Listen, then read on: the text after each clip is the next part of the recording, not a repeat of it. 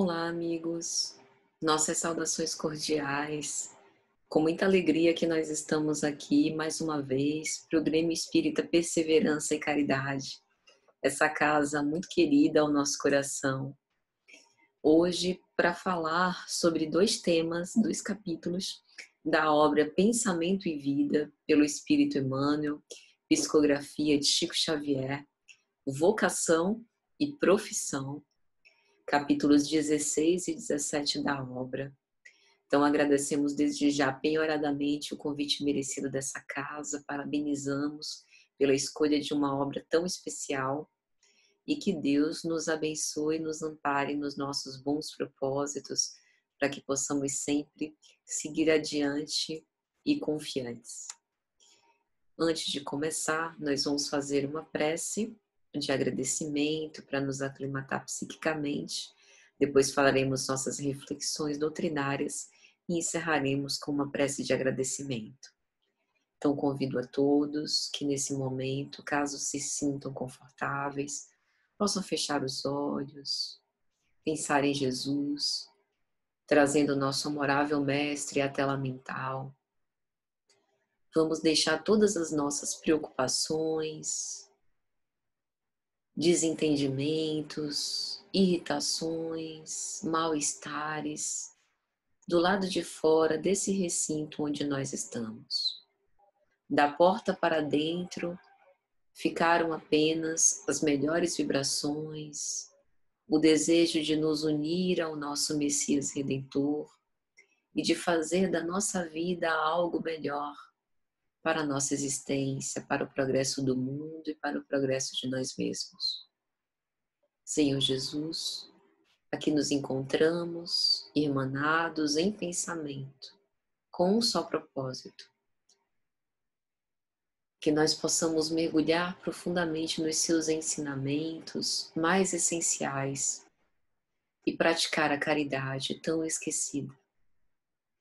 Encoraja-nos, dai-nos o bom ânimo para perseverarmos sempre, não obstante as nossas defecções e quedas. Que o Senhor nos envolva em vibrações de paz e alegria íntima, dando-nos a força necessária para as nossas lutas. Que assim seja. Então, meus amigos, para que a gente possa começar falando sobre vocação, vamos iniciar fazendo uma citação que Emmanuel nos traz no início do capítulo. Ele compara a vocação, ou melhor, a define como a soma dos reflexos da experiência que trazemos de outras vidas, como se fosse uma bagagem nossa, né? Algo de que nós herdamos pelo nosso esforço, pela nossa atuação em outras existências, em outras oportunidades. A palavra vocação vem do latim vocare, chamamento. Jung, psiquiatra e psicoterapeuta suíço, dizia que embora a criança, na visão dele, não nascesse consciente, sua mente não é exatamente uma tábula rasa. Ela vem ao mundo com uma interioridade definida. Então, nesse vocare, a gente também pode encontrar um conceito arquetípico, como se fosse uma força genuína e primeva que nos impele para a realização do nosso trajeto no mundo, o sentido de ser no mundo e o sentido de ser para nós mesmos.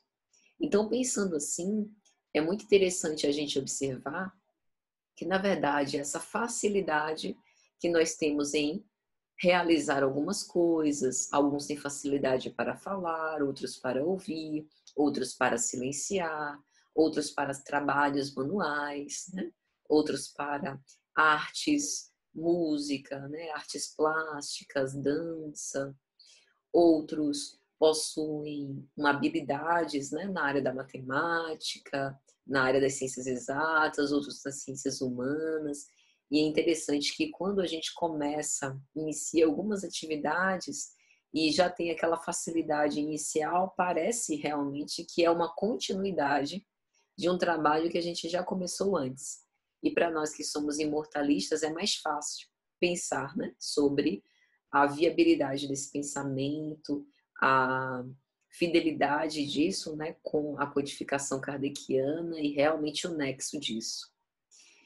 Bom, no Evangelho de Lucas, capítulo 19, versículos 12 a 27, a gente tem uma parábola muito interessante, que é a parábola dos talentos, também chamada da parábola das minas.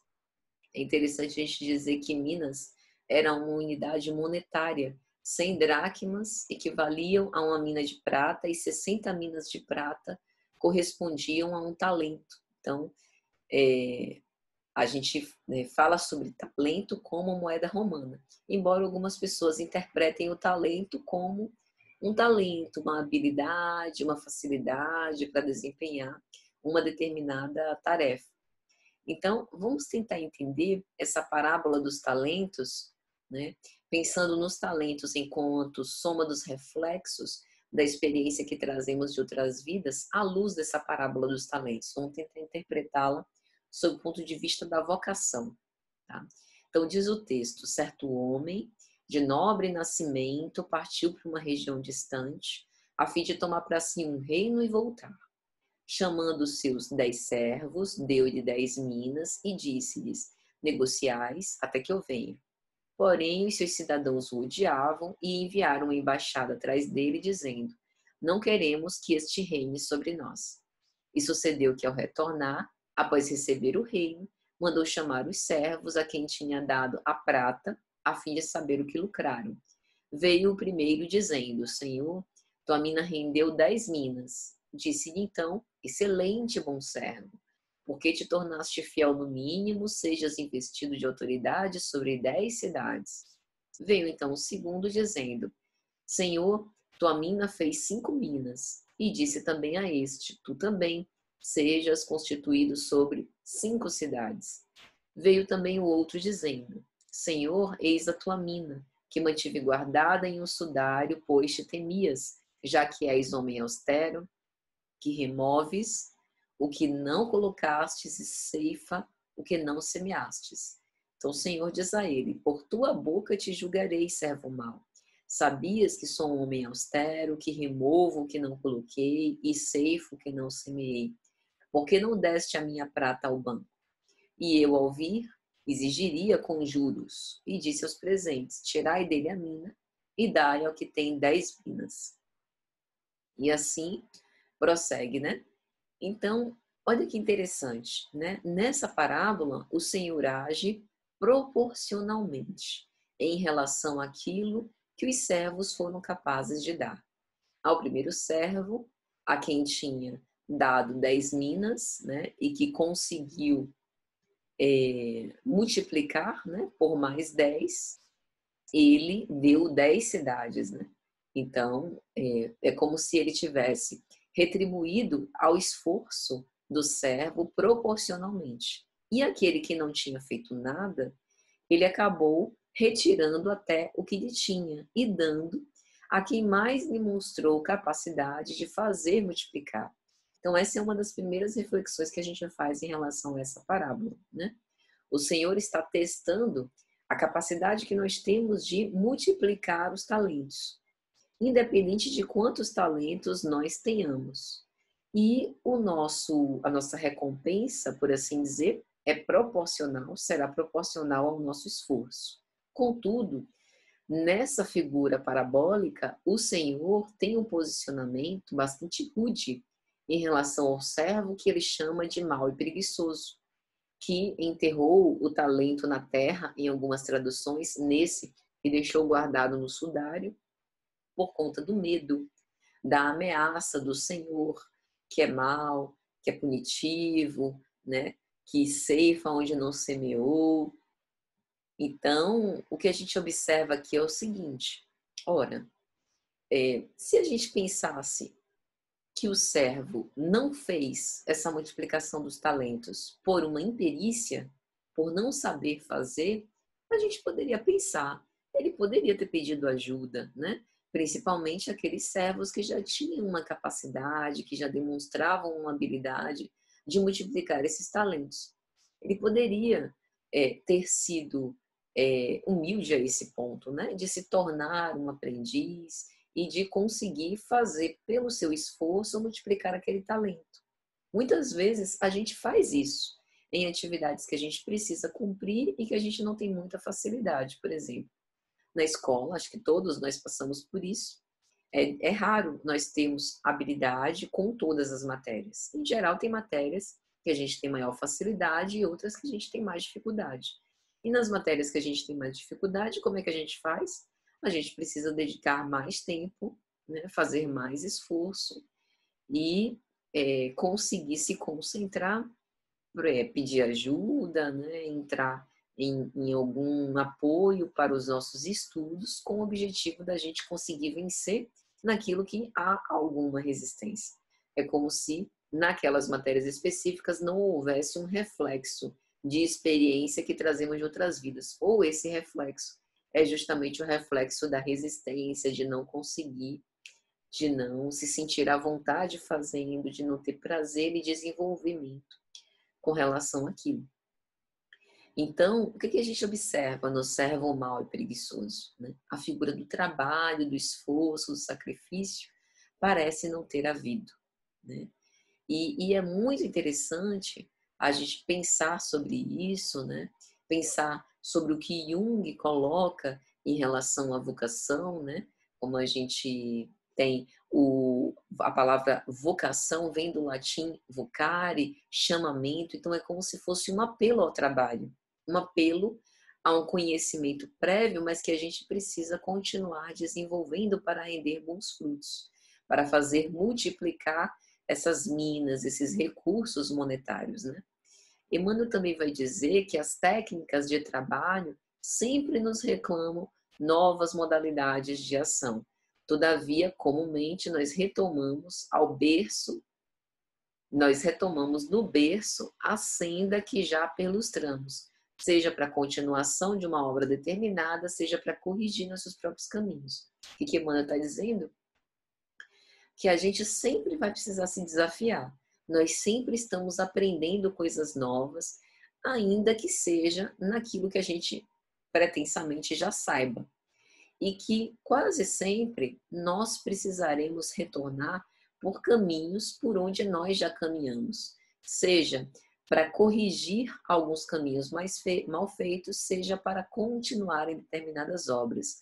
É muito interessante na literatura mediúnica, sobretudo de André Luiz, pela psicografia de Chico Xavier, nós observamos vastos casos de pessoas que reencarnam numa mesma profissão, respeitando uma vocação, por exemplo, na medicina, na psicologia, na filosofia, em determinadas áreas, como se fosse dando continuidade a essas tarefas anteriores, né? E nesse sentido, há uma mensagem de Clélie du Plantier, na Revista Espírita de outubro de 1869, intitulada Expiações Coletivas, que explicam para a gente a importância disso.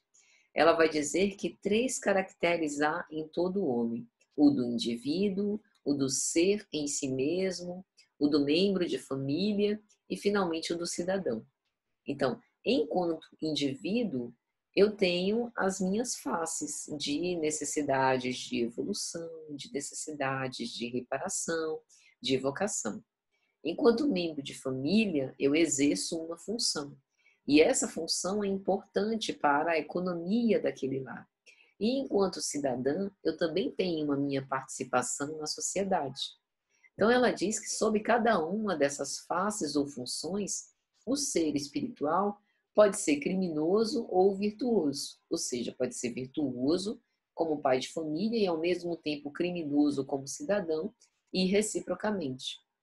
E daí advém situações especiais que vai criando para si mesmo nas sucessivas existências. Essas virtudes da vida privada podem diferir das da vida pública, né?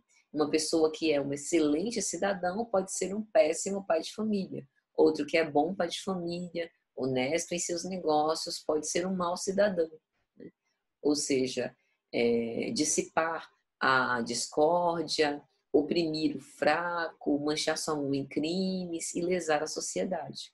Essas faltas coletivas são espiadas também coletivamente para os indivíduos que se juntaram naquelas ações, ainda que eles não se conheçam, que se reencontram novamente para sofrer essa lei de causa e efeito, para terem um ensejo de reparar o mal que praticaram, demonstrando devotamento à causa pública, socorrendo e assistindo aqueles que outrora maltrataram. Então, é interessante o quanto que isso se concilia com a imagem da justiça divina que nós temos.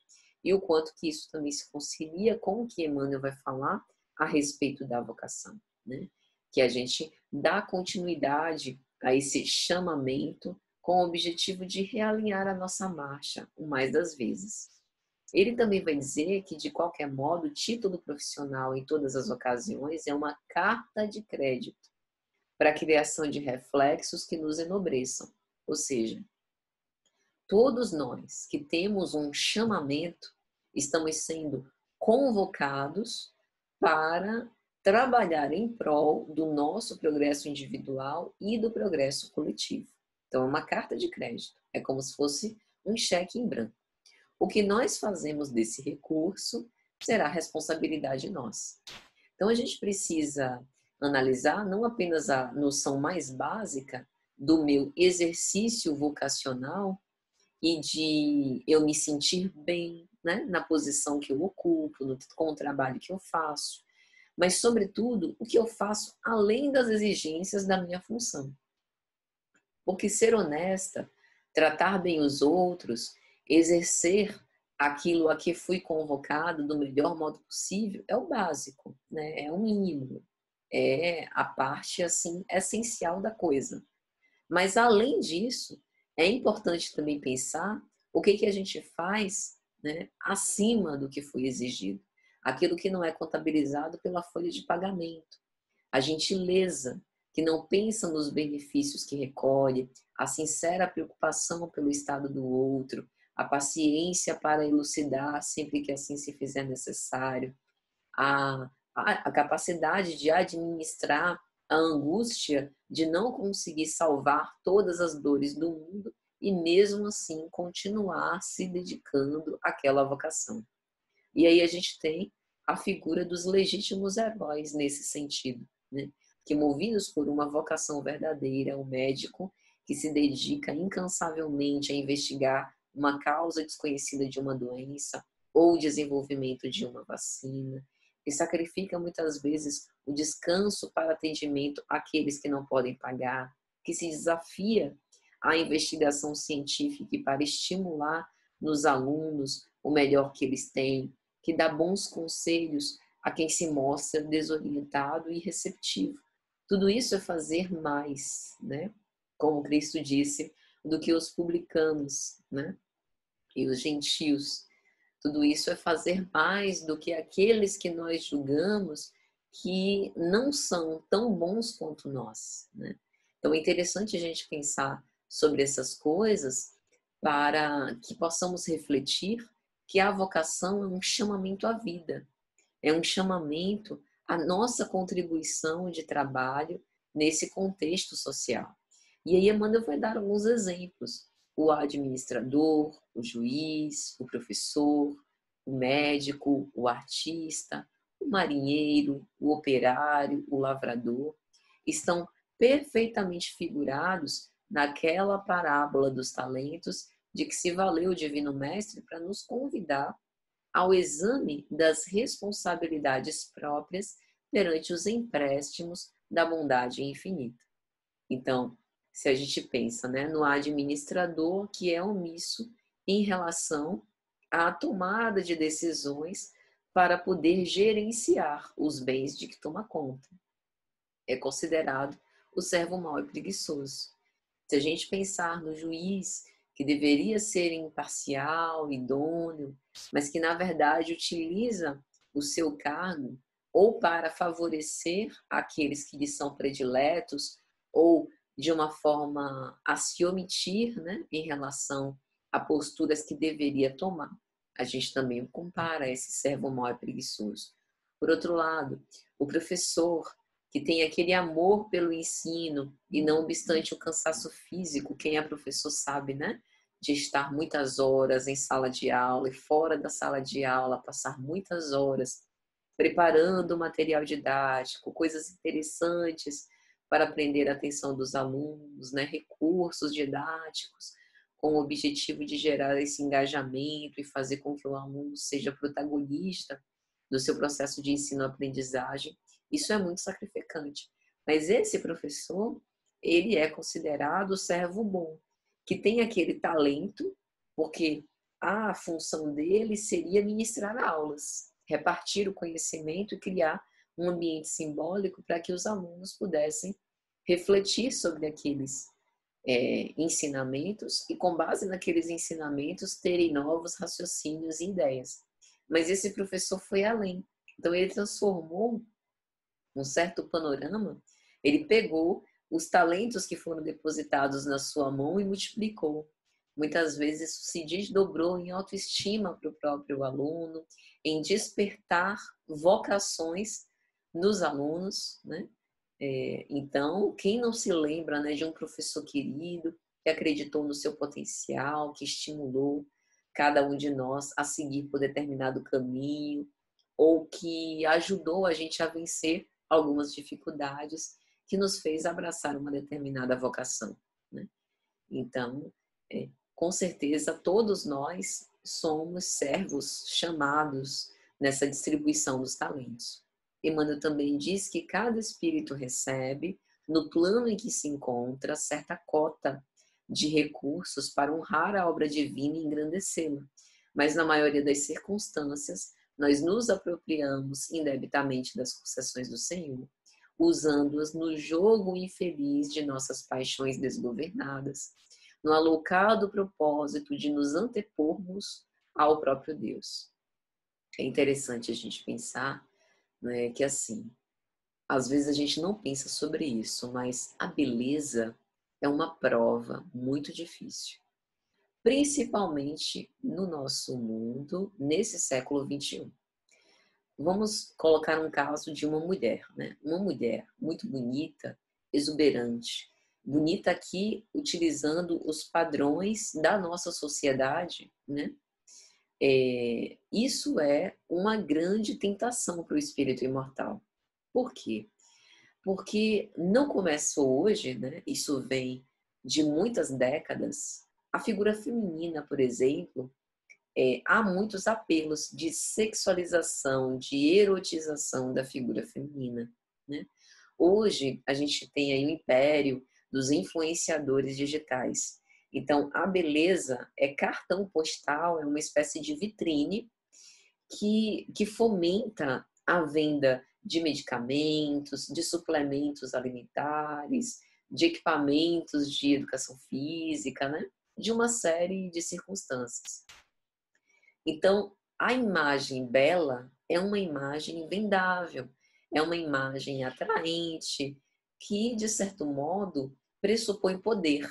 Poder sobre as emoções dos outros, poder de sedução e atração, poder para conseguir o que quer. Então, quando nós estamos renascidos com esse tipo de prova, isso se torna muito difícil, porque nós podemos facilmente sermos levados pelas paixões desgovernadas de uma sociedade que é do consumo, que nos transforma em produtos, né, disponíveis em prateleira, prestes a serem consumidos, adquiridos e trabalhados. Isso não é que seja um impeditivo, mas é uma grande pedra de tropeço, ou seja, o espírito imortal precisa estar muito consciente dos seus propósitos enquanto ser imortal, ser existencial, e do que realmente deseja para que consiga seguir no caminho do bem sem esses desvios da rota, por assim dizer, né? Então, cada um de nós recebemos esses recursos que a obra divina nos deu. Para alguns, por exemplo, a beleza, que poderia funcionar como uma forma de nos colocarmos, né, numa posição que atraísse a atenção das outras pessoas para, por exemplo, o desenvolvimento de tarefas no bem, né? Não para nutrir as paixões perniciosas e desgovernadas. Então, isso só para citar um exemplo. A mesma coisa é a capacidade que a gente tem de inteligência, que pode ser usada para seduzir, manipular as pessoas a fim de que elas correspondam aos meus desejos mais vis, e também pode servir uma inteligência bem direcionada para esclarecer, discernir, né? Aclarar entendimentos e percepções com o objetivo de tirar as pessoas da ignorância, né? Então, tudo depende da forma como nós direcionamos isso, né? E é interessante a gente observar que todos os deveres, as funções que a gente exerce, na verdade, são pretextos. O real motivo, o real chamamento, né?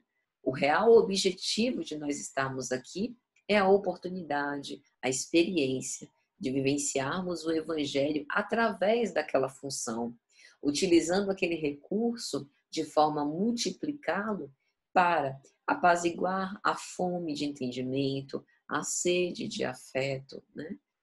Para que nós possamos elucidar, instruir, acalmar, amar. Esse é o real objetivo. E aí Emmanuel também vai dizer que o juiz que criou reflexos de crueldade perseguindo inocentes costuma voltar ao mesmo tribunal onde exercer as suas luzidas funções com as lágrimas de réu condenado injustamente para sofrer no próprio espírito e na própria carne as flagelações que impôs noutro tempo a vítimas indefesas.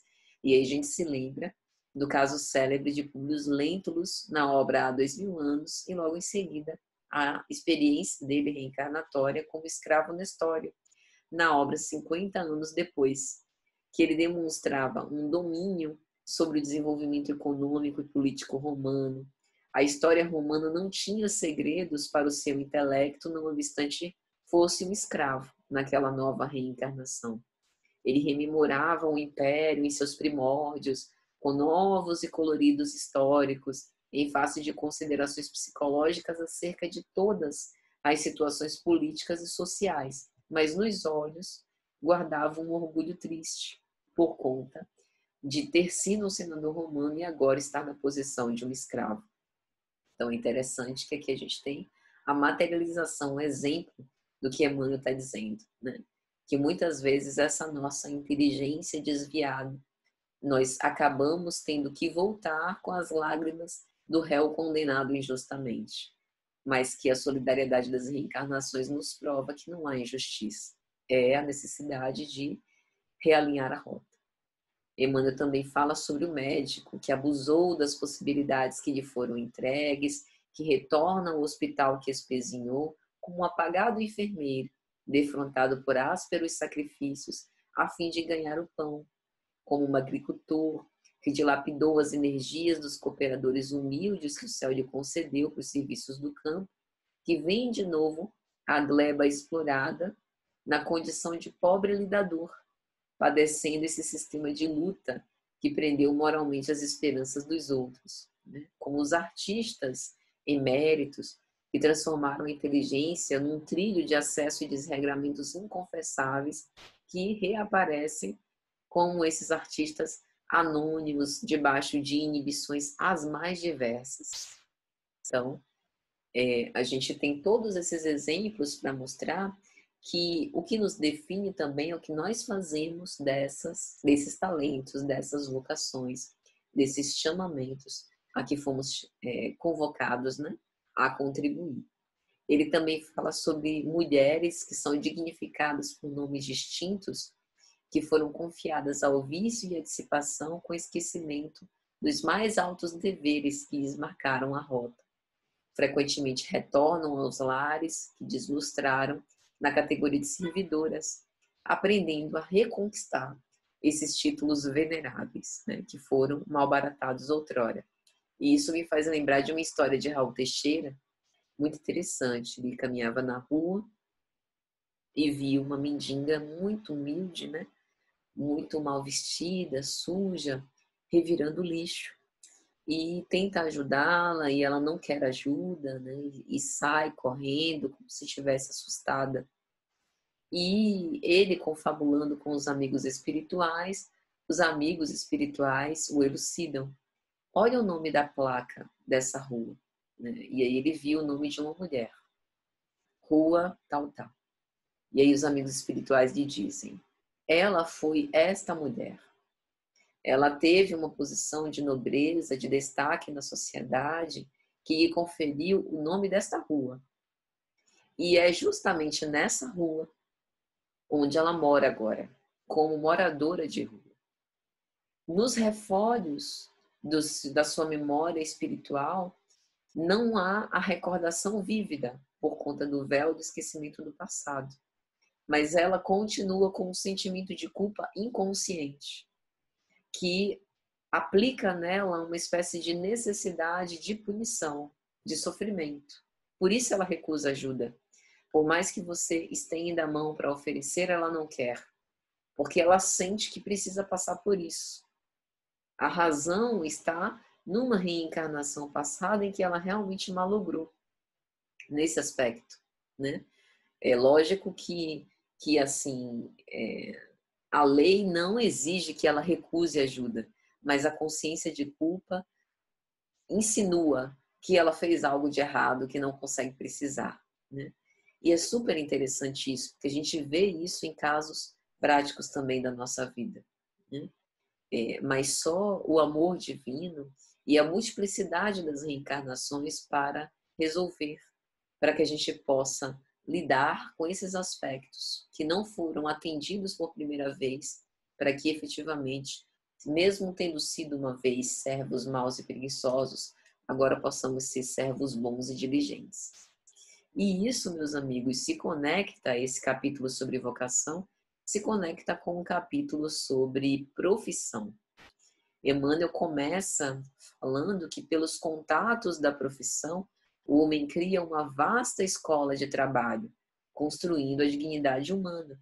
Contudo, pela abnegação, emite reflexos de beleza divina, descerrando trilhos novos para o reino celestial. Ou seja, o nosso trabalho, a nossa profissão, ela dignifica o ser humano, né? Porque através do suor do nosso rosto, a gente vai retirar ali o pão de cada dia.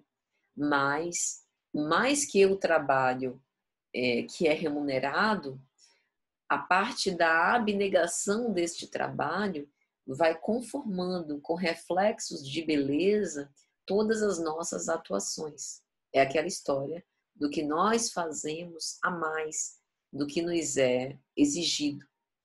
Emmanuel também diz que a profissão honestamente exercida, embora em regime de contribuição, inclina os semelhantes para o culto ao dever. Ou seja, mesmo sendo uma atividade remunerada, pode sim ser via de caridade e de evolução espiritual. Há uma mensagem em O Evangelho segundo o Espiritismo, capítulo 17, Sede Perfeitos, no item 7, o dever, escrito por Lázaro, que ele vai dizer: o dever é a lei da vida. Quero falar aqui somente do dever moral e não daqueles que se referem às profissões. O dever íntimo do homem está entregue ao seu livre-arbítrio, o aguilhão da consciência. Esse guardião da probidade interior o adverte e o sustenta. Ou seja, pode-se ser um profissional reconhecido no mundo sem que se honre o dever moral. O que nos diferencia é o dever moral, porque ele aponta a nossa condição perante Deus, né? E sempre quando eu penso em profissão, não sei se com vocês ocorre algo análogo, penso em trabalho e lembro de Jesus. Na obra Boa Nova, pelo Espírito Humberto de Campos, psicografia de Chico Xavier, no capítulo 2, Jesus e o Precursor, a gente tem uma lindeza, né, em forma de texto, que mostra Jesus antes da sua fase adulta, né, quando ele estava ali recém saindo da adolescência, que já demonstrava aquele apreço pelo trabalho, ficava na oficina do seu pai, né? E acalmando as inquietações da própria mãe, ele se refere a ela e diz, conforme narra Humberto de Campos: Mãe, toda preparação útil e generosa no mundo é preciosa. Entretanto, eu já estou com Deus. Meu Pai, porém, deseja de nós toda a exemplificação que seja boa, e eu escolherei desse modo a escola melhor.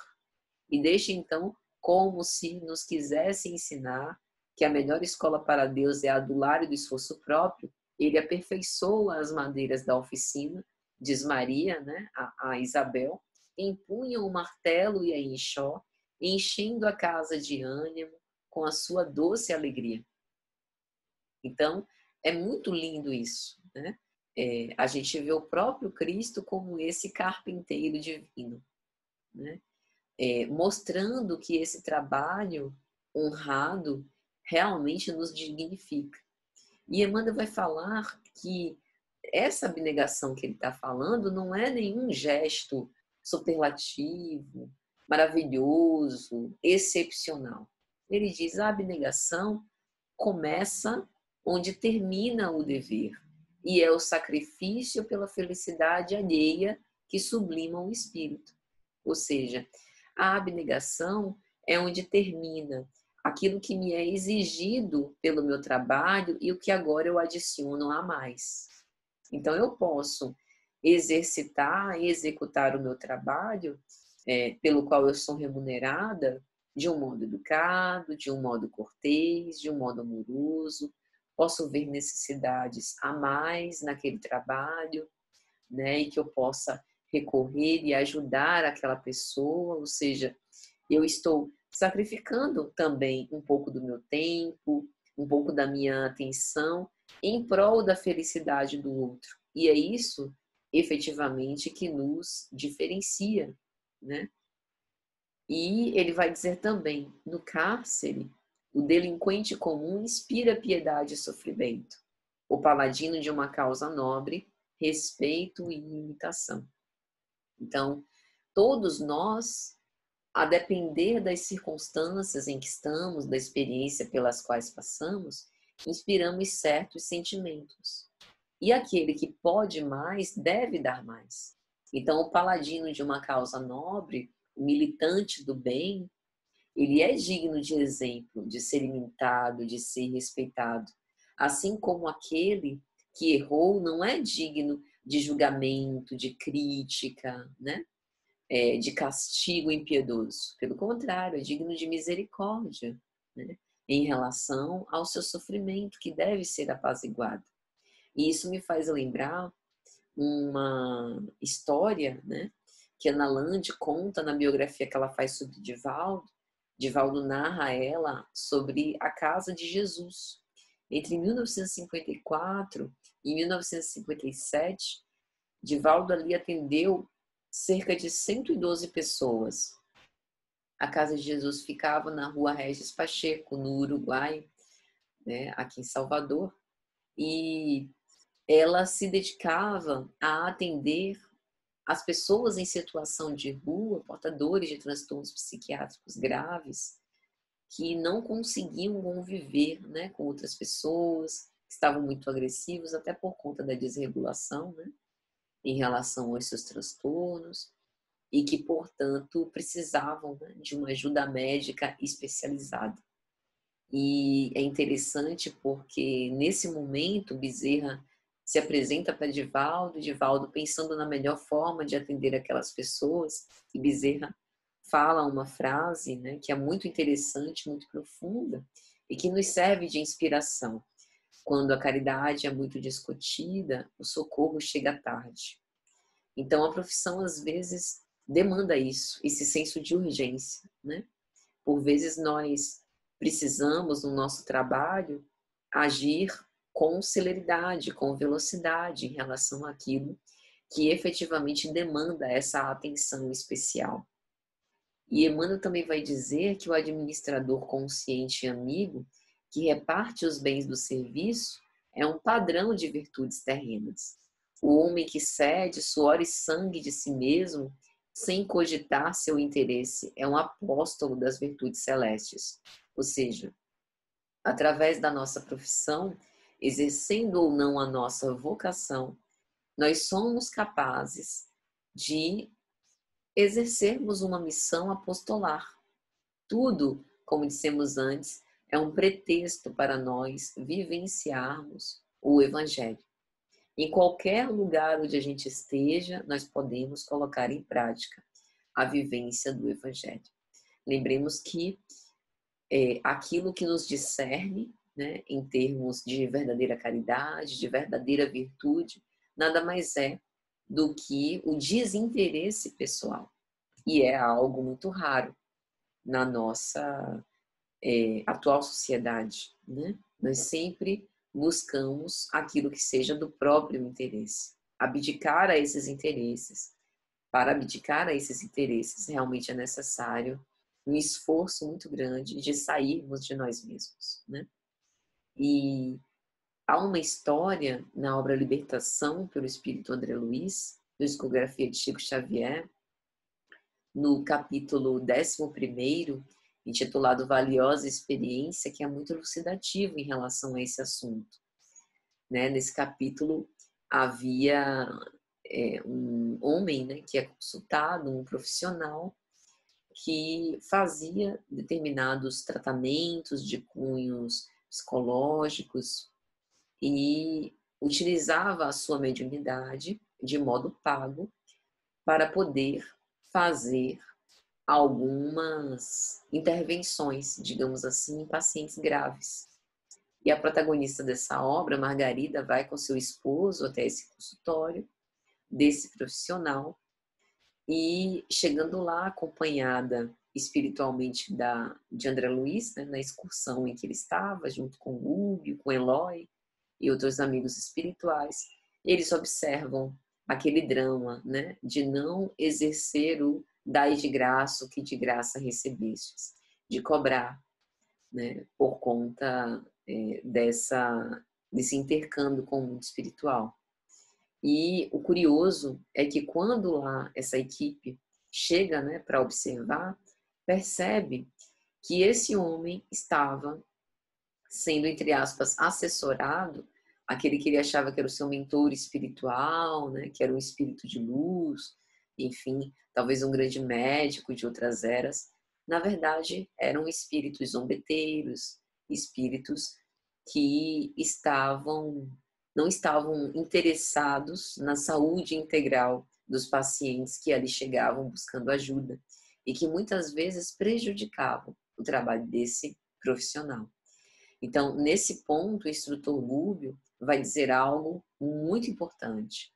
Fazer psiquismo é atividade comum, tão comum como qualquer outra. O essencial é desenvolver trabalho santificante.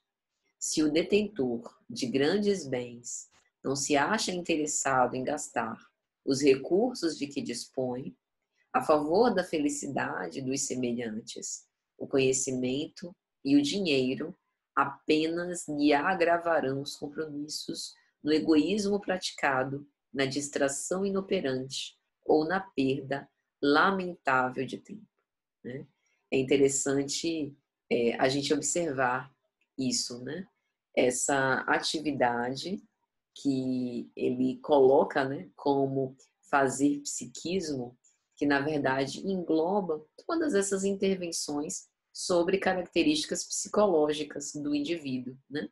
Então, o psiquista poderia se encaixar dentro do psiquista os psicólogos, os psicanalistas, os terapeutas que de algum modo interferem, né, na mente humana e que tornam, né, essa atividade de certo modo, a sua atividade profissional, né?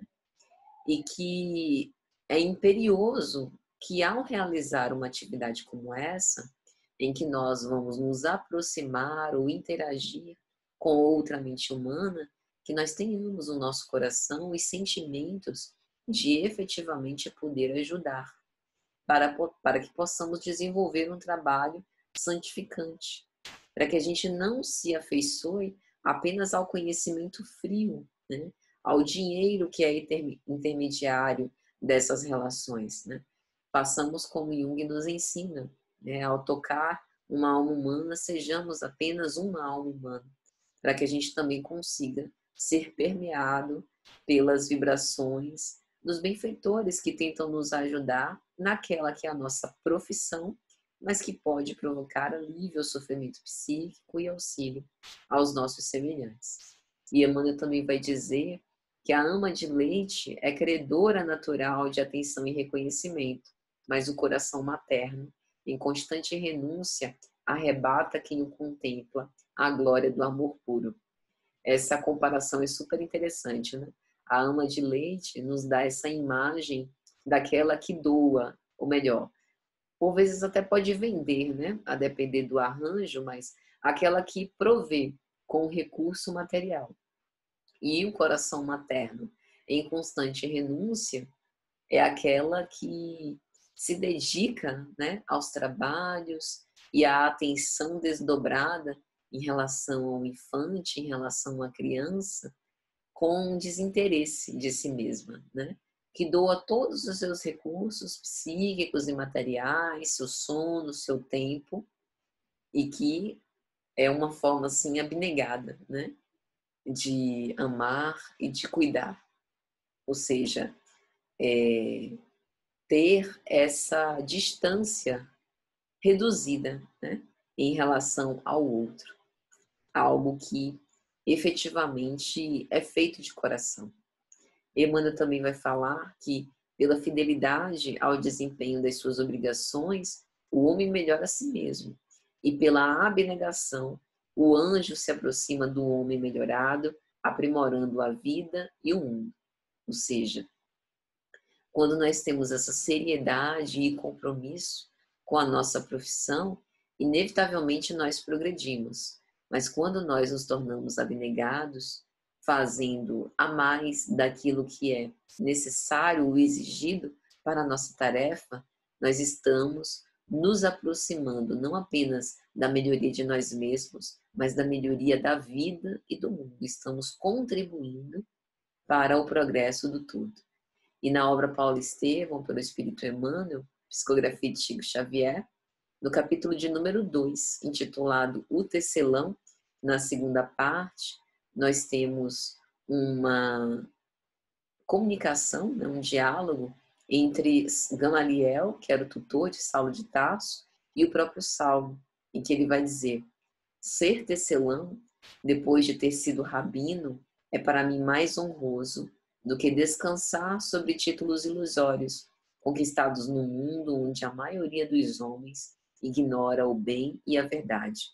Ou seja, veja que interessante, né? Recomeçar de uma forma humilde e honrada, digna, é mais honroso do que permanecer numa posição com a qual intimamente você já não mais comunga, que você sabe que foi conquistado onde a maioria dos homens ignora o bem e a verdade, ou seja, que não seria possível trabalhar ali com a abnegação. Na simples tarefa de tecelão se tornaria possível, né?